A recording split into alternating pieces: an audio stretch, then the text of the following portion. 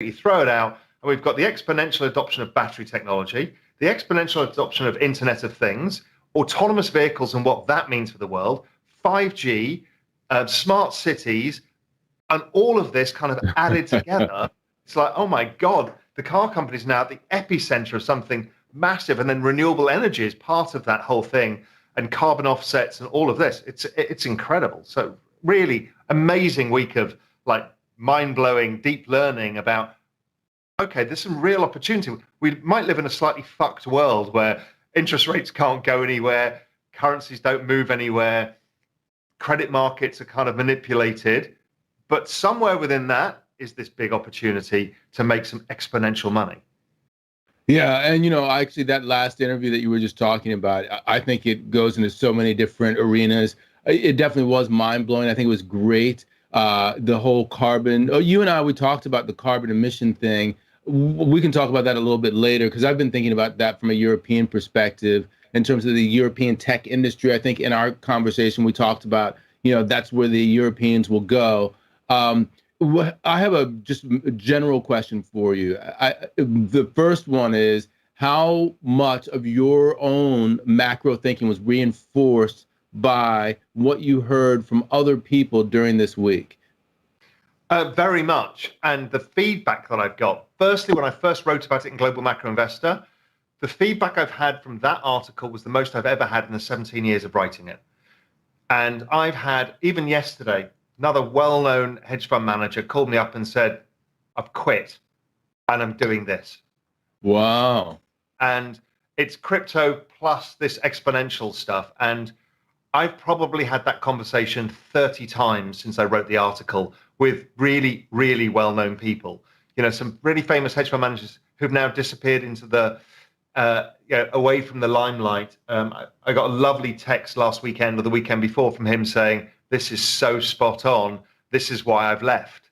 And and not only that, but I'm getting it on Twitter as well, as people are like, okay, I get this. There's something really positive here, that we can fear the change, and you can see it in the comment section. Some people don't want this change, and that's okay. Right, yeah. But it's happening. Yeah. So even if you fear it, can you profit from it? And my thesis is, yes, we should be. We should be able to create real wealth from taking advantage of some of these really fantastic opportunities. Yeah, and speaking of change, I think honestly, we should probably make the change at RV to continue this whole concept of integrating this kind of thinking. This is a new place for us to be blowing people's minds in terms of content at Real Vision. Look, we can really add value, because a lot of this was really where the VC industry was years ago. I mean, I'm not ahead of them. They were way ahead of me, but that's their job. It wasn't part of main school macro because it didn't fit within our framework of understanding. And I've hopefully tried to reframe it to say, actually, it is a macro thesis now. And in fact, it's so important a thesis that I've changed my entire framework to be based around this. And that's a big thing for me to say. That doesn't mean the business cycle is not important. That doesn't mean we abandon investing in non-exponential assets. But it means that we tend to be buyers of call options, i.e. things that can go up a lot, as opposed to buyers of put options to hedge downside risks. It's a change of mind in what's possible. And I think cryptocurrencies have helped people understand this, what adoption looks and feels like. And it's not a smooth path. The path to exponential involves a lot of volatility, but the volatility is part of the journey. We were talking before we started about ARK. ARK is something I'm really interested in. And I know a lot of people don't like it because they fear for its concentration risk and its illiquidity risk. But I think that's what the point is there is risk, but there is enormous upside. And I'm pretty happy to see a lot of this stuff correct in recent weeks, because this is a long-term story, and the cheaper you can buy this stuff, or the lower in price you can buy this stuff, the more upside you're going to have. And I think that remains the case. So all of this stuff is really interesting to me. I'm not invested in a lot of it yet because I'm still hyper concentrated in crypto plus a little bit in the carbon trade. But this is where my focus wants to be. I just know that there's gigantic opportunity for whoever wins autonomous vehicles. What happens to AI? What happens to wearable technology, the Internet of Things, 5G? I mean, what this does for emerging markets. I just filmed, and you'll see it next week, an amazing interview with a guy from India who's got a startup in the kind of credit card fintech space. And what's going on in India, again, I mean, people don't really realize the step change in technological advancement and what it's going to do for productivity and GDP in these countries. It's simply amazing. So, that's all good. However, I'm going to throw a wrench into that. I'm going to ask you, how much of your macro thinking was dispelled in this last week? What can you point to me which says, wait a minute, I got to rethink this, or I have to think a little bit more broadly about this? Nothing in particular, but the nature of the content wasn't going to give that. I do understand that. I think the most valid pushback is not, is this going to happen? I think it's almost without question going to happen. And I appeared on a panel for a family office conference talking about some of this, and there was some pushback, but I think people understand the nature of what is happening. The issue is what societal impact it can have. And yes. I get that. That is a serious and real and meaningful issue, and that is something that we're going to have to navigate incredibly carefully. Yeah, I think 100%. Earlier in your response, you mentioned some interesting things about where we are in the markets in terms of market correction. Let me just tell you where the markets ended up today. The Dow Jones was up 1%, 360 points. We had the S&P 500 up 1.5%, 61 points. And the NASDAQ was up the most today, 2.3%, 304 points. The interesting bit, though, is the NASDAQ was down on the week, and this is the fourth week in a row the NASDAQ's down. You talked about a correction. Yes, we have seen tech sell off in a big way, 4 weeks in a row. What are your thoughts on where this goes from here? Well, I think this value versus growth trade is still in play right now, and I think it's just a counter-cyclical trend.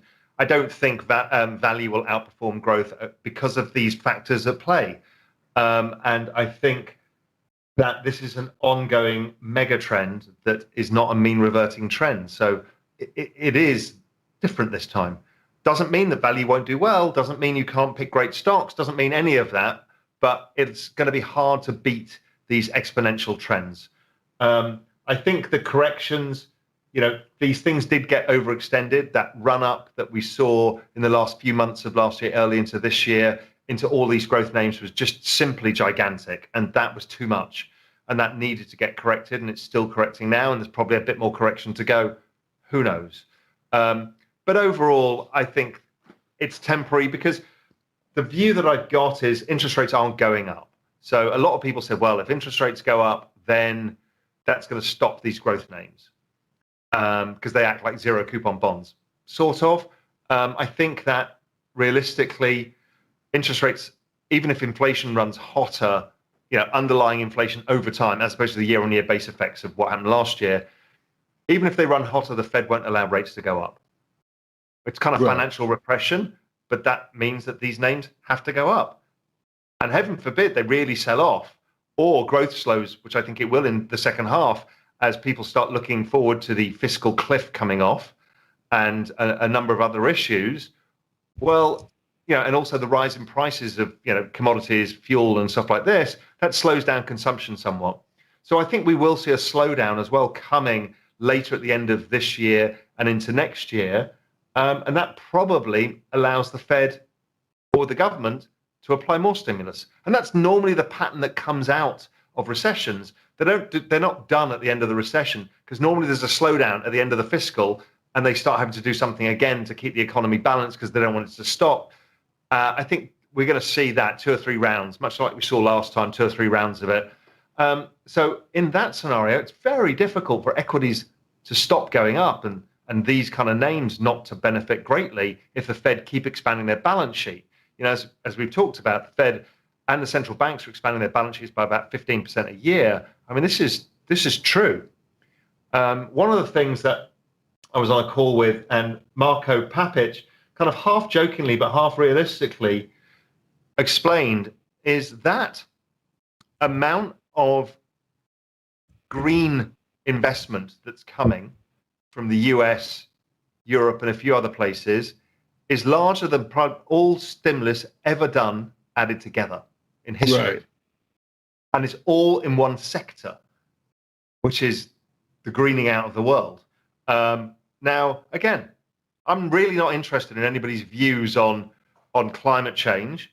What I'm interested in is the flow of funds and what it does for investments. And as you said earlier, is a lot of this is centered around Europe, where there's a real chance that Europeans can develop some world-leading technology because the amount of money flowing into the sector, both from the EU itself, from governments and the private sector, that's going to generate change, because entrepreneurs will see the opportunity and start pressing for change and creating new businesses. So it's actually good for Europe finally to have a story they can get their teeth into, because they missed Web 2.0. They missed that whole thing. They were not players at all. Could they be players in the green revolution? Most likely.